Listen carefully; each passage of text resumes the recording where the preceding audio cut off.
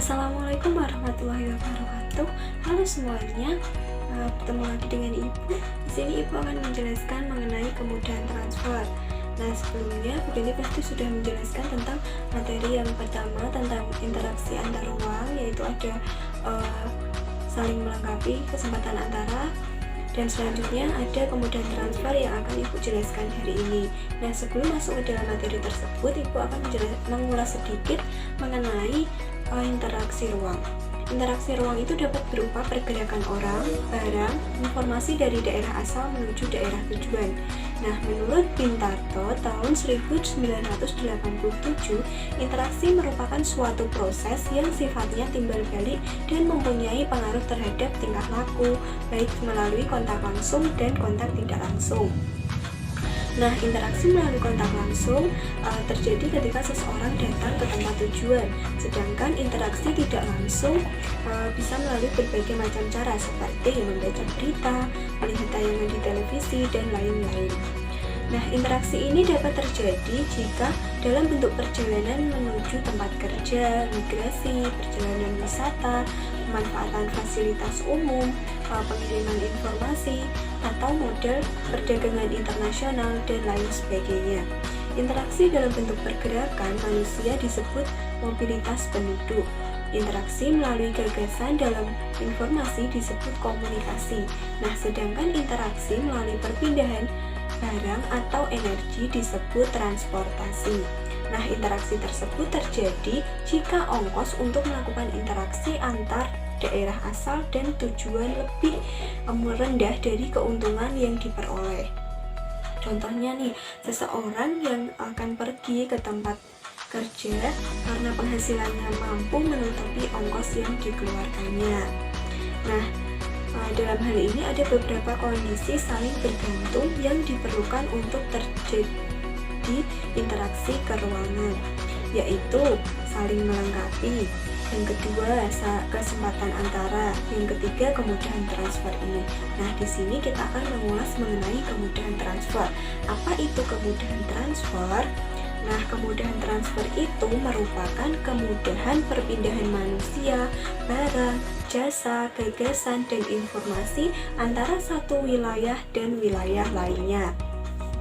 Nah, kemudahan transfer ini antar wilayah itu sangat berkaitan dengan jarak antar wilayah, biaya transportasi, kemudahan, dan kelancaran sarana prasarana transportasi antar wilayah. Kemudian kemudahan transfer itu juga disebut transfer ability atau disebut juga sebagai kemudahan untuk bergerak dari daerah satu ke daerah yang lainnya. Nah, tanpa adanya transfer ability ini tidak akan ada pariwisata. Nah, bagaimana, sudah paham kan? Nah, kemudahan prasarana dan sarana transportasi hingga biaya ini sangat berpengaruh untuk transferability. Nah, selanjutnya ada pun faktor-faktor yang memungkinkan terjadinya transferability. Yang pertama, adanya konektivitas antara daerah yang satu dengan daerah lainnya. Nah, apa itu konektivitas? Jadi, konektivitas itu merupakan terhubungnya antara satu daerah itu dengan daerah yang lainnya. Kemudian yang kedua, tidak adanya penghalang yang merintangi adanya transferability antar daerah. Kemudian yang ketiga, tersedianya sarana angkutan umum. Nah, jadi transferability itu bisa terjadi kalau ketiga faktor itu terpenuhi. Adanya transportasi umum, tidak ada penghalang, dan adanya konektivitas antar daerah tersebut. Nah, dalam hal ini pengangkutan barang atau juga orang memerlukan biaya. Nah, biaya untuk terjadinya interaksi ini harus lebih rendah dibandingkan dengan keuntungan yang diperoleh. Jadi, jika biaya tersebut terlalu tinggi dibandingkan dengan keuntungannya, maka interaksi antar ruang itu tidak akan terjadi. Nah, kemudahan transfer dan biaya yang diperlukan itu juga sangat bergantung kepada ketersediaan infrastruktur seperti jalan, jembatan, dan lain-lain. Nah, kemudian juga dengan ketersediaannya sarana atau prasarana seperti pom bensin, dan kemudian adanya hal yang menghubungkan daerah asal dengan daerah tujuan. Jadi biaya yang diperlukan untuk transferability itu harus lebih rendah dibandingkan dengan keuntungannya agar terjadi interaksi ruang. Jadi jika biayanya itu lebih rendah, maka akan terjadi interaksi ruang.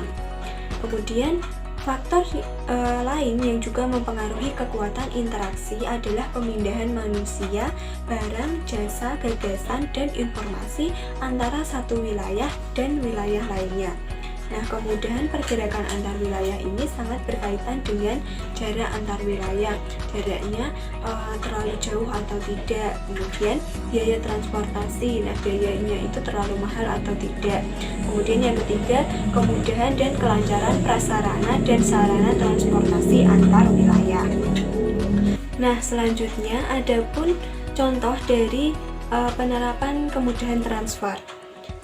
Jalan yang rusak dan sulit untuk dicapai akan mengurangi kemungkinan terjadinya interaksi karena biaya untuk mencapainya juga akan lebih mahal. Nah, tadi kan sudah dijelaskan jika biaya yang diperlukan itu lebih dibandingkan dengan keuntungannya, maka tidak akan terjadi interaksi ruang. Jadi, biaya di sini harus lebih rendah dibandingkan dengan keuntungannya. Nah, sebagai contoh, kalau di sini seseorang itu akan menjual buah-buahan ke kota Semarang. Namun, dalam perjalanan ternyata ada jalan yang rusak atau tidak bisa dilalui. Nah, akibatnya seseorang tersebut tidak jadi menjual buah-buahan tersebut ke kota Semarang. Nah, itu merupakan salah satu contoh dari kemudahan transfer. Bagaimana, sudah paham tentang materi kita hari ini? Apabila ada pertanyaan bisa ditanyakan di grup ya. Sekian pembelajaran kita hari ini. Terima kasih. Wassalamualaikum warahmatullahi wabarakatuh.